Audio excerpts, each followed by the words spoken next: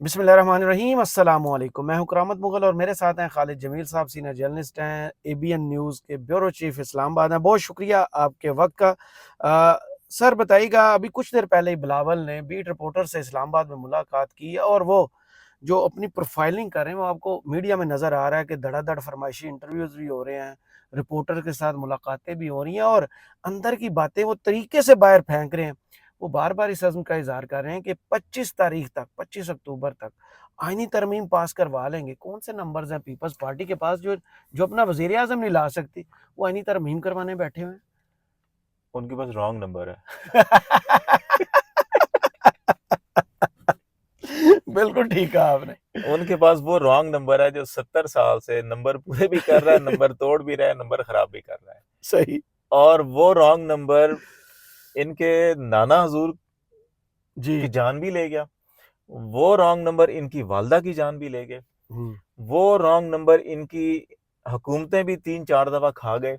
हुँ। वो wrong number इनके पास है अभी, जिसके तवक्को के ऊपर उम्मीद लगा के बैठे हैं कि वो ना सिर्फ गिनती पूरी करके देंगे, बिलावल साहब को वज़ीर आज़म भी बनाएंगे।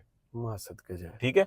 अब देखें, आप ये कह रहे हैं जी, वो कह रहे हैं 25 तारीख था। अब इसी इसी प्रेस टॉक के अंदर उन्होंने ये कहा जी कि 25 अक्टूबर डेडलाइन हमारे लिए तो नहीं है, हुकूमत के लिए हो हाँ, सकती है। बिल्कुल ऐसे ही कहा। ये भी तो कह रहे हैं ना वो साहब। हाँ, दूसरी तरफ इससे पहले वाली अभी तो किया उन्होंने बीट रिपोर्टर पीएस पार्टी। जी। इससे पहले जो high supreme court court supreme supreme court के कोर्ट वाले। रिपोर्टर्स थे, उनसे जो बातचीत की थी, उन्होंने मुलाकात की थी, उसमें उन्होंने ये कहा था गालबन कि शायद उन्हीं से कहा था कि 25 के बाद अगर हुआ तो फिर आमने सामने हाँ, हो उसी जाएंगे। में ये पहली दफ़ा कहा था। ठीक है। हुँ, वहां वो कह रहे हैं कि 25 के मामला आगे गया तो आमने सामने हो जाएंगे, और यहाँ वो कह रहे हैं जी कि 25 है, हमारी डेडलाइन नहीं है जनाब। हुँ। तो पहले ख्वाजा आसिफ के हामी थे, बल्कि ख्वाजा आसिफ वजीर दिफा ही है ना, उनके हामी थे। वज़ीर मज़ाहिया वज़ारत है वो। तो उनके हामी थे, हाँ, अभी कह रहे हैं कि नहीं जी हमारी नहीं, उनकी हो सकती है। तो हुँ, इनके अपने बयानात के अंदर कंट्रडिक्शन है। हुँ। पाकिस्तान में इस वक्त नून लीग जो है कि वो कॉन्स्टिट्यूशनल पैकेज के ऊपर कोई कोशिश नहीं कर रही। माँ स्कूल चिल सवाए प्रोग्राम। पिछले जब से मुंह की खाई है इन्होंने, मियाँ साहब को यहाँ बुला के जलीलो रसवा करवा के वापस लाहौर भेजा, उस वक्त से अब तक सवाए एक आजम नज़ीर तारड़ साहब और इसहाक डार साहब की जो मुलाकात हुई थी, जी। एक दफ़ा इरफान सिद्दीकी साहब को पहले टो लैंड ली भेजा सी, और फिर ऐवान सदर में जो मुलाकात हुई वो है। हुँ, तो ये ऐवान सदर वाली मुलाकात में जरदारी साहब, नवाज शरीफ दोनों थे, और बाकी इनके छोटे छोटे बालकी 2 नंबर 3 नंबर जो है वो भी इसमें शामिल थे। तो वहाँ पे जो भाई देखे ना, नवाज शरीफ का हुँ। नंबर 2 शहबाज शरीफ है ना, जी, जी, मुझे समझ आ शहबाज गई। शरीफ का नंबर और इसहाक नंबर 2 डार है। इसहाक डार। तो वही है ना। तो अब उधर नंबर 2 बिलावल है, अब 2 नंबर आप पंजाबी वाला 2 नंबर समझ रहे हो, मेरा की कसूर है ਇਹਦੇ 'ਚ? तुझे भी ना लोग समझना, भी समझ लोग भी ना समझना जाएँगे। पंजाबी वाला 2 नंबर। तो वो अगर थे उनके, तो वो इसीलिए थे बेसिकली, जो मुलाकातें की गई थी कि उनको कह सकें अच्छा जी इंज नहीं इंज कर लेंगे, इंज नहीं इंज कर लेंगे, अच्छा सही, तुसी यह कह रहे हो सी मान लेंगे, तुसी साडी यह मान लो, मतलब ये सही। कर रहे थे। लेकिन मेरा ख्याल है कि वो इनकी चीज़ें जो हैं कि वो नहीं है। अब इनके अपने बंदे जो हैं कि वो, बल्कि हमारी चैनल पे खबर चल रही थी, 10 से 15 लोग इनके मुल्क से बाहर हैं। जी। ठीक है। उनको रोज़ फ़ोन ख़त पत्र भेज रहे हैं कि जनाब आप फ़ौरन फ़ौरन 15 तक आ जाएँ, आ जाएँ, आ जाएँ। अब देखिए उनमें से कितने आते हैं। हुँ, जो यहाँ पर हैं वो भी उनमें से कई लोग जो हैं कि वोट देने के लिए तैयार हैं। उन्होंने कहा अच्छा ठीक है, की होएगा नैल कर दोगे ना जी, हुँ। वोट आंदे ही नहीं, पाड़ नहीं आंदे, बीमार सही। कोरोना हो जाए, जिवें मियाँ गुल हसन साहब दा अचानक आज तबीयत खराब हुई, बाज़ लोग कह रहे थे शायद कोरोना डायग्नोज हाँ, होया, कोरोना या डायग्नोज़ हुआ। शेर अफजल मरवत को कोरोना हो गया। उनकी तो हालत बहुत ख़राब है। ठीक है। ते अगर अचानक कोई बंदा बीमार हो जाता तो की करोगे ना, ये तो जबरदस्ती हो जी मैं बीमार हाँ, मैं आ ही नहीं सकता।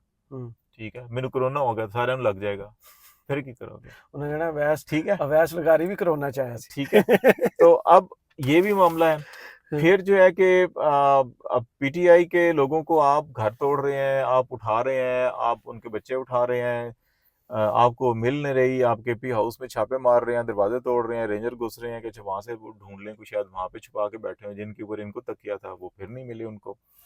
और जिनके ऊपर जिनके नाम लेते थे ये, उनमें से इन्होंने 2 को, और वो स्वात वाले को भी बल्कि जो है कि रेफरेंस उसका डाल दीजिए, attorney deputy attorney advocate general रहे थे तो सरकारी मुलाजम अब कैसे बन गया, मैंने उसका हुँ। भी एक रेफरेंस डाल दिया। और अगर आप ये हरकतें करें तो इसका मतलब बंदे आपके पास पूरे नहीं है ना, जेयूआई सही। अगर आपसे नहीं मानती, और आपके अपने बंदे यहाँ पे नहीं है, और आपके जिन पे तकिया है वो बंदे यहाँ पे नहीं है। तो ये मेरे ख्याल सिर्फ और सिर्फ अभी जो है कि रॉन्ग नंबर को साहब बहादुर को बता रहे हैं कि हम बड़ी कोशिश कर रहे हैं। दौड़ बारिश बहुत की है वो ना। एक बांदर सी वो डॉक्टर बन गया। अच्छा। तो एक उन्होंने बांदर बीमार हो गया तो उन्होंने कहा जी कि वो गया सी हकीम दे कोल रह के आया कुछ अरसा तो डॉक्टर बन गया। उन्होंने बड़ो इलाज ਲਈ वो आया ਉਹਨੇ ਵੇਖਿਆ ਇੰਜ ਇੱਕ ਸ਼ਾਖ ਨੂੰ ਲਟਕਿਆ ਤੇ ਇੰਜ ਗਿਆ ਉਹ ਇੱਕ ਦੂਜੇ ਦਰਖਤ ਤੇ ਉੱਥੋਂ ਫਿਰ ਆਇਆ तीसरे थे। ਝੂਟਾ ਲੈਂਦਾ ਆਇਆ ਜਨਾਬ ਮਰੀਜ਼ ਨੂੰ ਵੇਖਿਆ ਫਿਰ ਦੂਜੇ ਤੀਜੇ ਚ ਬੜੇ ਚੱਕਰ ਲਾਉਂਦਾ ਰਿਹਾ। ਆਖਰੀ ਵਾਰੀ ਆਇਆ ਸਾਰਿਆਂ ਨੇ ਫੜ ਲਿਆ। ਉਹਨੇ ਕਿਹਾ ਇਹ ਬਾਂਦਰ ਤਾਂ ਸਾਡਾ ਮਰ ਗਿਆ ਤੂੰ ਕਰ ਕੀ ਰਿਹਾ। ਕਹਿੰਦਾ ਇਹ ਤਾਂ ਅੱਲਾ ਦੀ ਮਰਜ਼ੀ ਦੇਖੋ मैं दौड़ भज किन्नी ਕੀਤੀ है। ठीक है। तो बिलावल साहब जो है ना दौड़ भज बहुत कर रहे हैं वो अपने रॉन्ग नंबर को बताने के लिए। देखो मैं दौड़ भज देखो मैं सुप्रीम कोर्ट ਦੇ ਰਿਪੋਰਟਰਾਂ ਨੂੰ ਮਿਲਿਆ ਮੈਂ ਬੀਟ ਰਿਪੋਰਟਰਾਂ ਨੂੰ ਮਿਲਿਆ मैं ਮੈਂ इंटरव्यू ਪਾਰਟੀਆਂ ਨੂੰ दिते ਮਿਲਿਆ ਮੈਂ ਇੰਟਰਵਿਊ ਵੀ ਦੇਣਾ ਸ਼ੁਰੂ ਕਰ ਦਿੱਤੇ। ਮੈਂ ਜਿਹੜਾ ਕਿ ਬਾਹਰ ਦੇ ਵਿੱਚ ਖਿਤਾਬ ਕਰਨਾ ਉਹਨਾਂ ਛੋਟੀਆਂ ਛੋਟੀਆਂ 12 ਜਿਹੜੀ ਤੁਸੀਂ बंद ਬਿਆਨ कमरे च। ਜਿਹੜੀ ਤੁਸੀਂ ਬਿਆਨ ਭੇਜ ਰਹੇ ਸੋਗੇ ਜੀ ਫਲਾਂ ਨੇ ਵੀ ਹਮਾਇਤ ਕਰਦੀ ਵਕੀਲਾਂ ਨੇ ਫਲਾਂ ਨੇ ਵੀ। ਮੈਂ ਉਹਨਾਂ ਤੋਂ ਵੱਡਿਆਂ ਲੋਕਾਂ ਨੂੰ ਜਾ ਕੇ ਖਿਤਾਬ ਕਰਕੇ ਆਇਆ। ਪਰ ਦੇਖੋ ਦੌੜ ਭਜ ਤੇ ਅਸੀਂ ਬੜੀ ਕੀਤੀ ਹੈ ਫਿਰ ਅੱਲਾ ਦੀ ਮਰਜ਼ੀ ਸੀ ਅੱਗੇ ਹੁਣ ਤੇ ਉਹ ਇਹਨਾਂ ਦੀ ਨਾ ਇਹੀ ਹੈ ਪੰਜੀ ਦਾ ਗਰੀ। सही। कल उन्होंने जस्टिस मंसूर पर अटैक किया, टारगेटेड कि मुझे उनमें वो सलाहियत नज़र नहीं आ रही कि अपने जजेस को कंट्रोल कर पाएंगे। आज उन्होंने जस्टिस मुनीब पर अटैक किया कि वो 63 डे पर अपना माइंड डिस्क्लोज कर चुके हैं। अगर माइंड डिस्क्लोज कर चुके हैं तो पिछला फैसला भी तो इन्होंने लिखा था। देखिए अब मुझे समझ नहीं आ रही कि जस्टिस मंसूर या जस्टिस मुनीर पे वो साहब तबसरा कर रहे हैं जिनके अपने वालिद साहब जिनके अपने अतालीक सियासी जो वो कहते हैं ये ट्रेनी है। टिकट तो मैं ही ठीक है देना ना? है। देखें ये अभी एक ट्रेनी सियासतदान है, ये ट्रेनी वजीर था। ये अल्लाह के फजल से पाकिस्तान दुनिया का पहला मुल्क होगा कि जहाँ पे एक ट्रेनी वजीर आजम बनाने की भी सोची जा रही है बात। ठीक है। तो अब जो है कि बहुत ज़रखेज़ ज़मीन है। अब आप एक ट्रेनी आदमी से इसी किस्म के बयान की तो कर सकते हैं सही। ना कि जी कि अच्छा वो कंट्रोल नहीं कर सकता। वो भाईजान कंट्रोल नहीं किया। अदालतें कंट्रोल जजों को करने के लिए नहीं होती। अदालतें जो है वो मुजरिमों को कंट्रोल करने के लिए होती हैं। वो आइन शिकनों को कंट्रोल करने के लिए होती हैं। वो कानून शिकनों को कंट्रोल करने के लिए होती हैं। वो आइन का तिया पांचा करने वालों को कंट्रोल करने के लिए होती हैं। अब आप कंट्रोल शिकंजे में फंस गए तो अब कहते हैं जजन फारग कर दो तो ये कर दो तो वो कर दो तो ये अपने जजन क्यों कि जी वो उन जजों को काबू नहीं कर सकते जो अब सियासत का नाम लें या जो बात करें। बात यह है कि यही जज यही अदालतें रात 12 बजे आपके लिए खुले तो सब ठीक है। ठीक है। अब अगर आप ये देखें कासिम सूरी की जो रूलिंग थी उसको जो गैर आईनी करार दिया उस बेंच में कौन कौन थे। ठीक है। हुण उन्हां जजां तो तकलीफ होंदी है ना तो इन्हां नूं जस्टिस मंसूर ठीक भी है थे, ना जस्टिस मुनीब भी थे। ठीक है उसमें भी तो माइंड फिर डिस्क्लोज कर दिया था ना उन्होंने फिर चुप के बाहर छोड़ दिए। ये तो आथर थे उस ऑर्डर के। हर बेंच के अंदर जब जज फैसले करते हैं तो वो अपना माइंड डिस्क्लोज करते हैं ना। बिल्कुल ऐसे ही है। तो अच्छा जिन जजों ने फैसले कर दिए अतर मिल्ला साहब ने जो है कि बड़े तारीखी फैसले किए हैं नवाज शरीफ साहब के बारे में भी मरियम बीबी के केसेस के बारे में भी पीपल्स पार्टी वालों के केसेस के बारे में भी। अब अगर वो इधर पीटीआई के केसेस में फैसला कर दें तो माइंड डिस्क्लोज हो जाता है। तो ताड़ी वारी की होया सही ज़मीर जागे से। ठीक है। तो ये मेरा ख्याल है कि क्योंकि है ट्रेनी सियासतदान अभी और बदकिस्मती से ये मुझे लगता है कि एक तवील अरसे तक ट्रेनी ही रहेंगे। अजीब सी बात की है क्योंकि 63 ए से ये जुड़ी हुई है क्योंकि नंबर्स तो इनके पास पूरे नहीं थे, बंदे तोड़ने थे पीटीआई के। टारगेट रखा गया था और 63 ए इसीलिए ख़त्म की गई है कि उनको उठा के ब्लैकमेल करके वोट लिया जाए।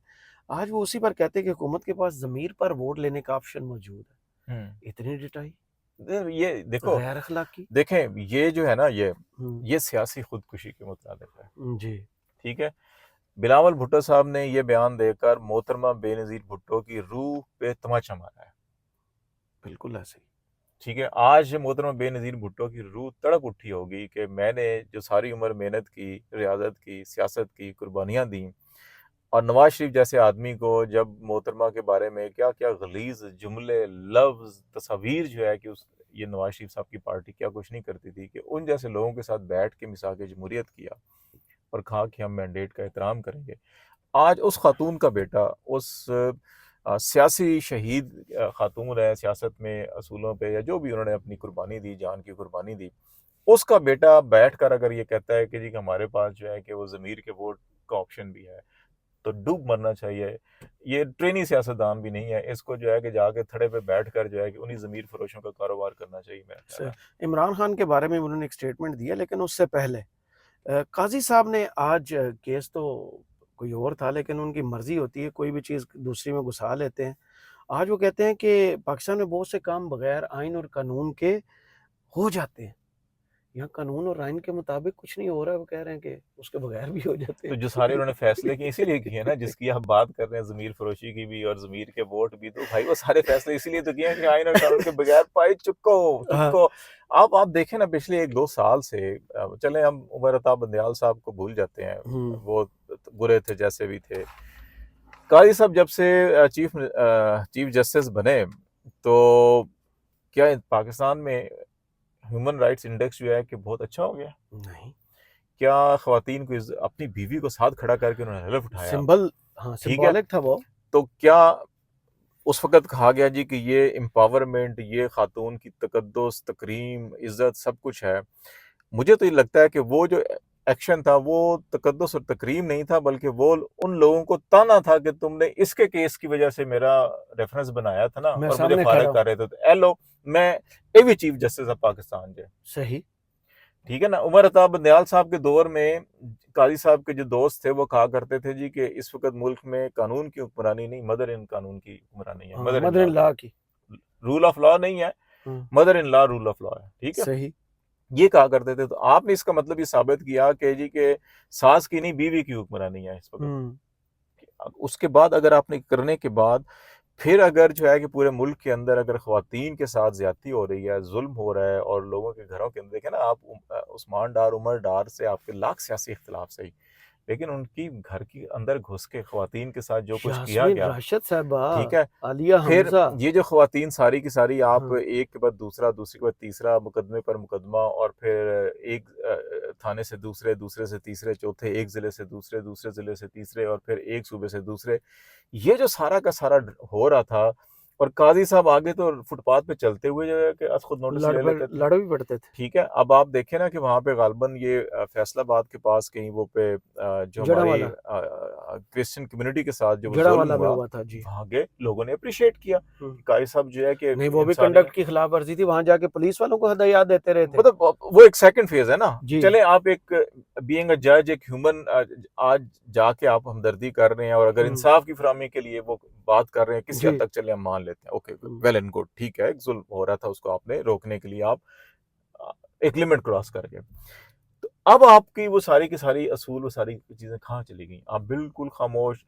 आप ये देखें कि पाकिस्तान के सिविलियन शहरी, फौजी कस्टडी के अंदर 1 साल से पड़े हुए हैं। केस यहाँ पे लगा हुआ है, किसी को किसी को फ़िक्र ही परवाह नहीं ही है। नहीं। ठीक है? आपने जस्टिस मुनीब अख्तर एक केस में 1 दिन नहीं आए, आपने दूसरे दिन बेंच बदल के बिठा लिया। उसी दिन कार्रवाई शुरू ठीक है? कर दी। अब मुझे बताएँ, फौजी अदालतों वाले बेंच या बाकी जगहों के ऊपर मुसद्दल अली साहिबा जो है कि वो कितने अरसा बीमार रही, आपने ना बेंच चेंज किया, ना उसकी हियरिंग होने दी। हुँ। तो ये चीज़ें जो है ये काज़ी साहब के तो वो जो आपने बात की ना, वो कह रहे हैं कि आइन और कानून के बगैर भी बहुत कुछ हो जाता है, तो ये आइन के और कानून के बगैर ही तो सब कुछ ये हो रहा उन्होंने था। बताया हुँ। है। इसके अलावा स्पीकर ने 2 खत लिखे हैं इलेक्शन कमीशन को। आज उनकी कानूनी लीगल टीम ने बैठ के सर जोड़ के मुशावरत भी की है, कुछ समझ नहीं आ रही। लेकिन दूसरी जानब यही इलेक्शन कमीशन जिसका कंडक्ट बहुत ख़िलाफ़ है, बहुत ख़राब है, लेकिन सबसे बड़ा इस वक़्त केपी की नुमाइंदगी नहीं है सेनेट में। हुँ, वो रुक के बैठे हुए हैं, लेकिन मखसूस नशिस्तों का फ़ैसला नहीं समझ आ रहा उन्हें। हुँ। क्या कानूनी कार्रवाई हो सकती है ऐसे इदारे के खिलाफ? देखें 2 चीज़ें ना, एक तो जो मेरा नहीं ख़्याल कि क्योंकि अभी नज़रसानी की दरख़्वास्त सुप्रीम कोर्ट में है, हुँ, फिर इलेक्शन एक्ट के आने के बाद जो सिचुएशन डेवलप हुई है और स्पीकर का जो पहला ख़त है, उस पे ऑलरेडी इलेक्शन कमीशन जो है सुप्रीम कोर्ट से रुजू कर चुका है कि हमें ये वज़ाहत भी दे दें, क्योंकि उस वक़्त सही, तक तफ़सीली फ़ैसला नहीं आया था, तो अब ये सोच रहे थे क्या करें, तो उन्होंने कहा एक और वज़ाहत माँग लो। सही। ठीक है? अब जो मामला ज़ेरे इल्तवा है सुप्रीम कोर्ट में, उसके ऊपर कैसे ये फ़ैसला कर सकते हैं खुद? हुँ, ठीक है? कि उस पे अभी कई सब बनाए ना, नज़रसानी को दोबारा आए हुए तो लगाएँ, क्यों नहीं लगा रहे? हुँ। फ़ौरन और लगाएँ। जुलाई में तो बड़ी जल्दी थी। आप लगाएँ ना, क्यों नहीं हुँ, लगा रहे? क्यों?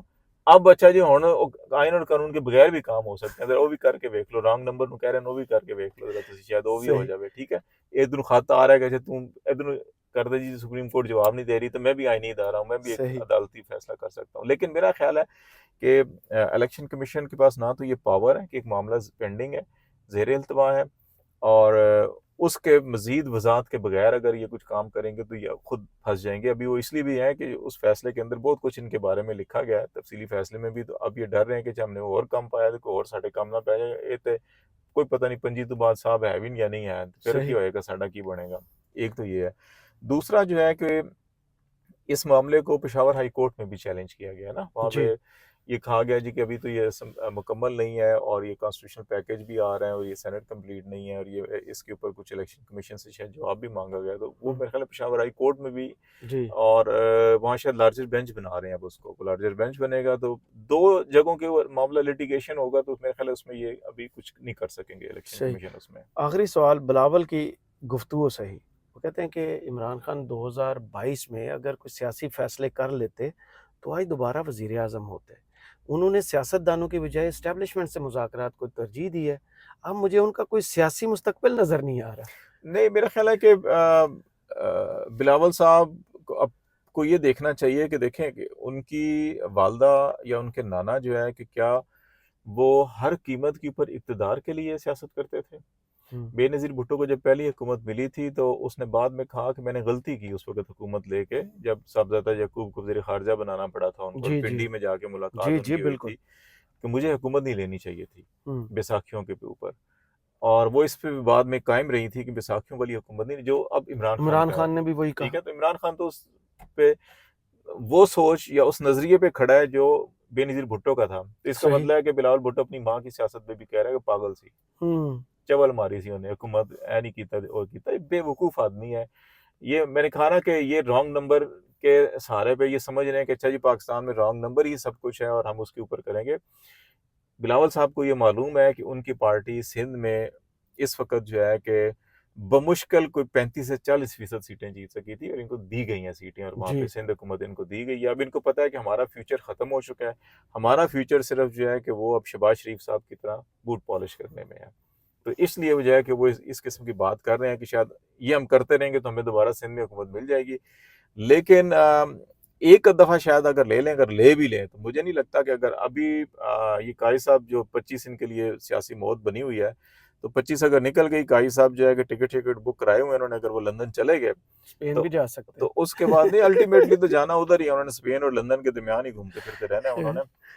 तो फिर जो मामला है कि वो फिर इनके ये बूट भी काम नहीं आएँगे, बूट तशमीश में काम नहीं आएँगे। हुँ। और एक साफ शफाफ अगर इलेक्शन हो गया तो उसके बाद फिर ये ईवीएम ये वो हर चीज़ जो है कि आपके अंदर रिफॉर्म्स आएंगी और वो रिफॉर्म्स इनको कहीं सूट नहीं करती, इनको भी और वो रॉन्ग नंबर को भी सूट नहीं करती थी, जिन्होंने पहले भी जो है कि राजा साहब को धमकी दी थी कि डट जा आई नहीं ये नहीं ऐसी अमल तो ऐसी करना है। अब लेकिन अब कहते हैं कानून है ऐसी तो अमल करना है। हुँ। उस वक्त कहते थे नहीं अमल हमने करना है तो हमारी मर्जी का कानून बनाए। याद है सही। ना ईवीएम के जी, मामले के बिल्कुल, अंदर बिल्कुल, बिल्कुल। खत लिखते थे और पिटिशनें तलत करते हुसैन थे। साहब ने एक विला किया था, उस पर एक्शन ले लिए थे इलेक्शन हाँ, कमीशन ने। तो ये जो है ना कि हुँ। इस किस्म की सोच यहाँ पे पाई हुँ। जाती है, तो मेरा ख्याल है कि उसके बाद फिर अगर ईवीएम आ गया तो फिर ये सारे व्हाइट हुँ। वॉश हो जाएंगे। सही।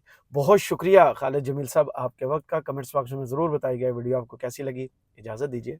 अल्लाह हाफ़िज़।